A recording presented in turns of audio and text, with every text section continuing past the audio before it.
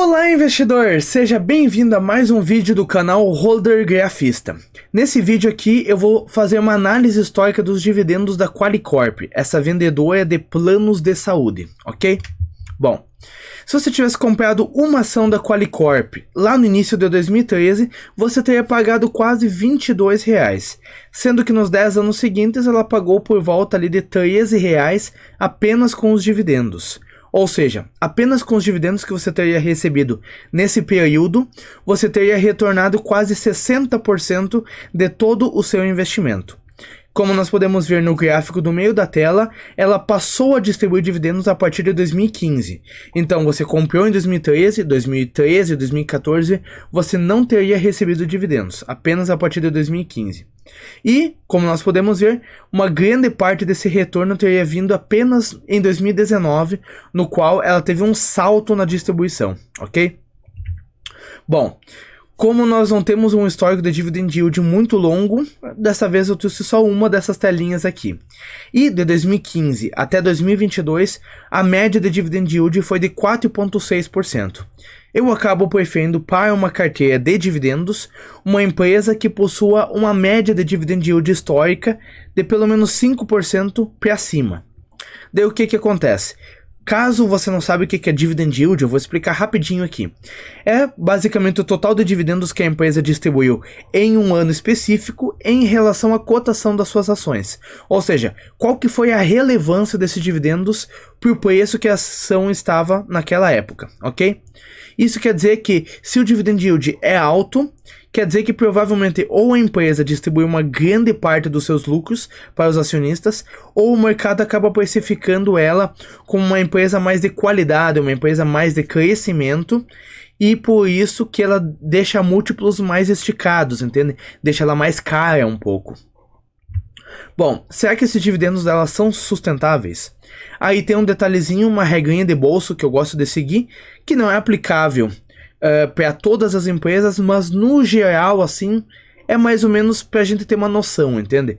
Mas é sempre bom, eu sempre oriento para estudar caso a caso uma empresa mais a fundo. No caso da Qualicorp, ou melhor, essa regrinha, vou explicar ela primeiro, até 60% de payout, e payout é quanto do lucro que a empresa está gerando, que ela está distribuindo para seus acionistas através dos dividendos. Até 60% de payout eu considero saudável, porque ainda sobra pelo menos 40% do lucro para que ela possa reinvestir no próprio negócio e continuar crescendo. De 60% a 100% já é um ponto de atenção, porque a empresa pode estar distribuindo praticamente tudo que ela lucra, e acima de 100% em raríssimas ocasiões é um dividendo sustentável.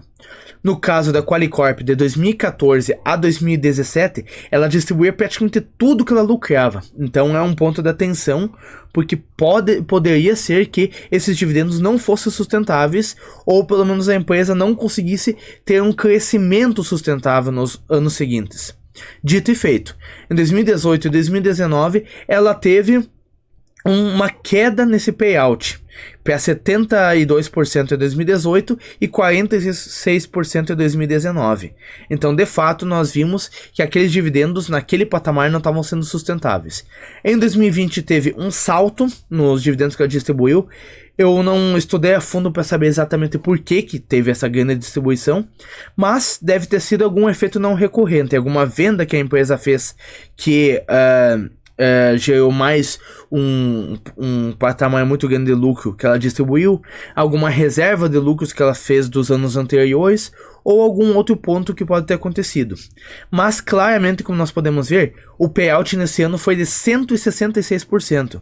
Ou seja, o que ela distribuiu de dividendos foi 1,5 vezes o que ela lucrou naquele ano. Então, claramente não foi sustentável. Agora, nos anos de 2021 e 2022, ela tem pagado um payout bem baixo. Então, se ela se manter nesse patamar aqui de distribuição de lucros, será sustentável sim. 25% aqui é o mínimo que as regras brasileiras da Bolsa Brasileira acabam exigindo, e acaba sobrando 75% da empresa para que ela possa continuar investindo. Então, nesse patamar atual que está agora, é tremendamente sustentável, ok? Será que corre algum risco de ser cortado? Aí eu sempre trago a margem líquida. Vou explicar rapidinho o que é a margem líquida. A empresa, ela gera uma receita, um caixa, inicialmente ela com as suas operações, e aí ela vai descontando impostos, vai descontando salário dos funcionários, vai descontando aluguéis dos estabelecimentos que ela ocupa, e o que sobra no final é o lucro líquido. E a margem líquida mostra o quanto que esse lucro líquido é em relação àquele montante inicial, entendeu? Quanto maior é a margem líquida, mais é a representatividade desse final aqui, desse montante final que sobra em relação àquele patamar inicial lá, aquele montante de capital inicial. Enfim, eu gosto de empresas que têm uma margem líquida histórica acima de 10% numa média, porque daí quando elas passarem por crises, elas podem diminuir essa margem, mas ainda não tornar ela negativa, ou seja, gerar prejuízos. Porque se ela gerar prejuízos, ela não está gerando lucros para poder distribuir para seus acionistas. Então, logo, ela vai ter que cortar essa distribuição. Como nós podemos ver, em 2010 a 2013, essa empresa ela não tinha um histórico muito bom aquela vez de geração de lucros. Tanto é que é por isso que ela não distribuía dividendos. Em 2014 ela estava se recuperando, aumentando a sua margem líquida, e a partir de 2015 ela começou a ter margens acima de 10%, e foi o ano em que ela começou a distribuir dividendos. Foi quando estabilizou a situação da empresa e ela melhorou a situação. Agora em 2022, nós temos um risco adicional. Enquanto que de 2015 a 2021 ela teve margens muito altas, em 2022 ela teve uma queda violenta e no momento em que eu estou gravando esse vídeo, a margem líquida dela é inferior a 2%. Então, é um ponto de muita atenção o momento atual. Claramente é um momento muito delicado para essa empresa.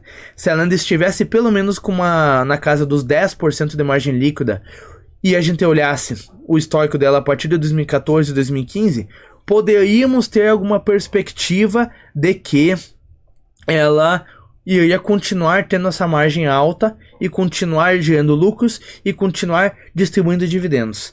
Mas como teve uma queda tão alta, eu não entraria agora, eu não confiaria, até porque, eu vou ser bem sincero, eu não estudei muito a fundo essa empresa, porque acaba não me interessando muito, mas caso eu fosse estudar, provavelmente esse seria um fator decisivo, porque a margem dela está muito baixa agora, e a menos que ocorra uma reversão desse ciclo dela aqui, para ela voltar a ter margens altas e gerar bons lucros, é um risco muito grande dela vir a gerar prejuízos no momento atual e ter que cortar os dividendos. Então, para mim, o risco é muito grande dessa empresa cortar os dividendos. Então, acabo não gostando muito.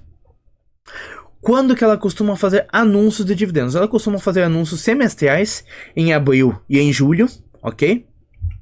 E qual que teria sido a rentabilidade de quem investiu nela nos últimos 10 anos?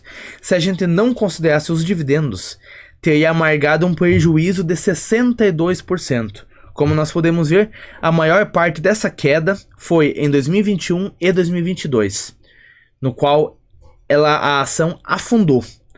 Mas tem um ponto muito interessante aqui. Veja bem, a rentabilidade sem os dividendos foi de 62%. Mas caso a gente considerasse os dividendos nessa conta, caso a gente considerasse o reinvestimento dos dividendos, olha só. Mesmo com uma queda tão grande das ações, no momento atual ainda estaria positivo em 4,4%. É claro que, para um período de 10 anos, uma rentabilidade de 4% não é nada. Não é nada. Tanto é que eu já estudei, já analisei várias empresas aqui, todas tiveram uma rentabilidade de pelo menos 100% num período tão grande como de 10 anos. Então 4% não é nada. Mas olha só como os dividendos são interessantes. Mesmo numa empresa como essa, que teve uma queda muito grande nos lucros nos últimos períodos, nos últimos anos, e amargou uma queda de 62% para os acionistas que simplesmente pegaram os dividendos e saíram gastando em outras coisas, para quem reinvestiu, ainda está no positivo. Ou seja, isso mostra para nós que tem 2 pontos. Primeiro, se você comprar uma empresa a múltiplos baixos, quando o mercado já bateu muito nela, acaba que a sua margem de segurança se torna muito maior do que quando tá todo mundo otimista com aquela empresa e as cotações se valorizaram muito. Por quê? Olha esses fundos ali, que eram momentos em que a empresa estava muito amassada pelo mercado. Por mais que você não tivesse acertado o fundo dela, exatamente o ponto mais baixo, mas se você tivesse comprado lá, você estaria com uma margem negativa aqui muito menor do que caso eu tivesse comprado lá atrás.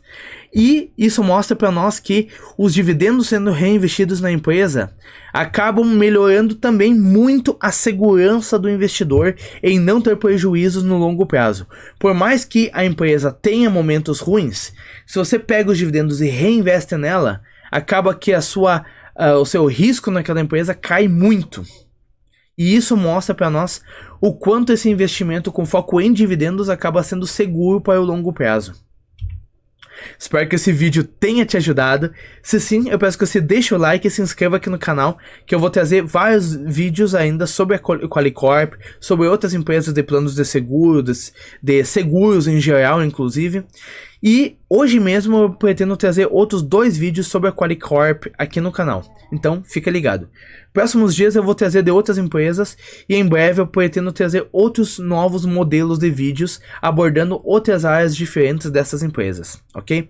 Muito obrigado por ter assistido até aqui. Até o próximo vídeo. Valeu!